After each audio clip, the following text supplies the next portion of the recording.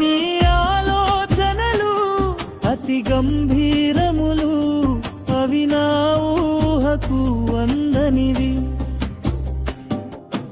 ఉన్నత స్థానములో నన్ను నిలుపుటకు, ఉన్నత స్థానములో నన్ను నిలుపుటకు, పెంట కుప్ప నుండి నన్ను లేపావు దేవా, లేపావు దేవా. యేసయ్యా యేసయ్యా యేసయ్యా యేసయ్యా యేసయ్యా యేసయ్యా యేసయ్యా.